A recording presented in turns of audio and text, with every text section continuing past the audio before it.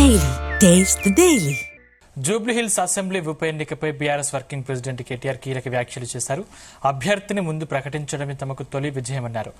కొంతమంది కార్పొరేటర్లు వెళ్లినంత మాత్రాన తమకు ఇబ్బంది లేదన్నారు. బైపోల్లో ఎంఐఎం పోటీ చేయదని చెప్పిన కేటీఆర్ ఓవైసీని కలిసి తమకు మద్దతు ఇవ్వాలని అడుగుతామని తెలిపారు. కేసీఆర్ ఇచ్చిన సంక్షేమ పథకాలే మాగంటి సునీతను గెలిపిస్తాయని కేటీఆర్ స్పష్టం చేశారు. మైనారిటీలు అసెంబ్లీ ఎన్నికల్లో బీఆర్ఎస్ కు మద్దతు ఇచ్చారని, ఇప్పుడు కూడా ఇస్తారని ఆయన ఆశాభావం వ్యక్తం చేశారు.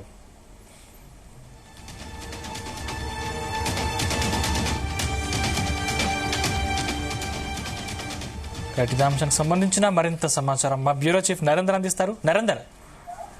రైట్ సందీప్, కాసేపటి క్రితమే జూబ్లీకి సంబంధించినటువంటి ఉప ఎన్నికకు సంబంధించినటువంటి అభ్యర్థి పేరుని కేసీఆర్ ప్రకటించిన నేపథ్యంలో కేటీఆర్ తెలంగాణ భవన్ కు వచ్చారు. తెలంగాణ భవన్ కు మాగంటి సునీతతో పాటు ఇక్కడ లోకల్లో ఉన్నటువంటి కార్పొరేటర్స్, అదేవిధంగా స్థానిక అదేవిధంగా పార్టీ సీనియర్ లీడర్లు కూడా ఆమెకు మద్దతు ఇచ్చేందుకు ఇక్కడికి వచ్చినటువంటి పరిస్థితి మనం చూసాం. అయితే డిప్యూటీ సీఎం మహమ్మద్ అలీతో పాటు పలువురు ఇక్కడ మాట్లాడినటువంటి సందర్భం ఉంది. దీంట్లో ప్రధానంగా మైనార్టీ ఓటు బ్యాంకు ఎటువైపు మలుతుందనేది ఇక్కడ జూబ్లీహిల్స్ ఉప ఎన్నికల్లో గెలుపోవటం అనేది డిసైడ్ అయ్యే అవకాశం ఉంది. ఇందులో ప్రధానంగా మైనార్టీలు మనం మొన్న చూసాం అసెంబ్లీ ఎన్నికల్లో 19 నెలల క్రితం ఎన్నికల్లో ఎమ్మెల్యే సంబంధించినటువంటి దాంట్లో షిఫ్ట్ అయినాయి. అంటే మైనార్టీ ఓట్ బ్యాంక్ అంతా కూడా పూర్తి స్థాయిలో కొన్ని సీట్లు ఎంఐఎం గెలిస్తే మిగతా సీట్లు అన్ని కూడా బీఆర్ఎస్ కు మైనార్టీలందరూ కూడా ఓట్లు వేసినటువంటి సిచ్యువేషన్ మనం చూసాం. కనుకనే బీఆర్ఎస్ కు ఒక్క కాంగ్రెస్ సీటు మినాయించి మిగతా అన్ని కూడా బీఆర్ఎస్ పార్టీ గెలుచుకున్నటువంటి పరిస్థితి కనిపించింది. అదే విషయంలో ఇప్పుడు మహమ్మద్ అలీ కూడా ఇదే వ్యాఖ్యలు చేశారు. ఇక్కడ ప్రధానంగా మహమ్మద్ ఎంఐఎం ఏదైతే మైనార్టీ ఓట్ బ్యాంక్ ని బాగా పెద్ద ఎత్తున డ్యామేజ్ చేసేటువంటి పార్టీ అది ఇక్కడ జూబ్లీహిల్స్ ఉప ఎన్నికల్లో పోటీ చేయదు అనేటువంటి విషయాన్ని ఆయన కూడా చెప్పినటువంటి పరిస్థితి. కనుక వాళ్ళ దగ్గరికి వెళ్లి అసదుద్దీన్ ఓవైసీ పార్టీ అధ్యక్షుడిగా ఉన్నారు, అక్బరుద్దీన్ కూడా వాళ్ళ బ్రదర్, ఇద్దరి దగ్గరికి బీఆర్ఎస్ పార్టీ ముఖ్య నేతలు వెళ్లి పోటీ చేయట్లేదు కాబట్టి పోటీ చేయదు అనేటువంటి విశ్వాసంతో మద్దతు అడుగుతామన్నటువంటి విషయాన్ని అయితే చెప్తున్నారు. మాగంటి సునీతకు గెలుపుకు మీ సహకారం కావాలి అనే విషయాన్ని అడుగుతామని కూడా చెప్పే ప్రయత్నం చేశారు.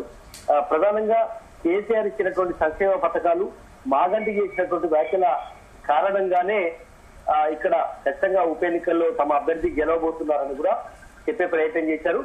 ఇక్కడ బీజేపీ కేవలం నామమాత్రమైనటువంటి ఓట్లు వస్తాయి తప్ప ఎక్కడ, ఎందుకంటే ఎంపీ ఎన్నికల్లో కేంద్రం దృష్టిలో పెట్టుకొని ఓట్లు వేశారు తప్ప అప్పుడు అందుకనే వాళ్ళకు 0 సీట్లు వచ్చాయి. ఇప్పుడు కేవలం మాకు కాంగ్రెస్ కే పోటీ, బీజేపీ అసలు ఇక్కడ ఉండనే ఉండదు అన్నటువంటి విషయం కూడా చెప్పారు. అంతే రకంగా ఇక్కడ కార్పొరేటర్లు బీఆర్ఎస్ వాళ్ళు మొత్తం గెలిచినప్పటికీ గతంలో జిహెచ్ఎంసీ ఎన్నికల్లో ఇక్కడ ఉన్నటువంటి జూబ్లీహిల్స్ లో ఉన్నటువంటి కొంతమంది కార్పొరేటర్లు కాంగ్రెస్ లో వెళ్ళినంత మాత్రాన ఆ ప్రభావం మాపై ఎట్టి పరిస్థితిలో కూడా ఉండదు అన్నటువంటి విషయాన్ని కూడా మహమ్మద్ అలీ గాని మిగతా నేతలు కూడా స్పష్టం చేస్తున్నటువంటి పరిస్థితి ఉంది.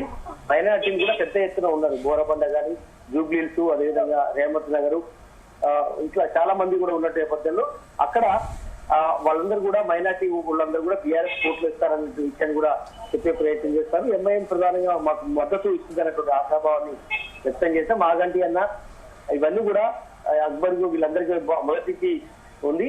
వాళ్ళు కూడా అన్ని ఆలోచించే నిర్ణయాలు తీసుకుంటారనే విషయాన్ని కూడా వాళ్ళు చెప్పడం జరుగుతుంది. కనుక కాంగ్రెస్ ఎన్ని రకాల హామీలు గుర్తించినా, శంకుస్థాపనల పేరుతో అభివృద్ధికి నిధులు ఇస్తామని చెప్పి ఎన్ని రకాల చేసినా కూడా ఎట్టి పరిస్థితుల్లో okay right. Thank you Narendra.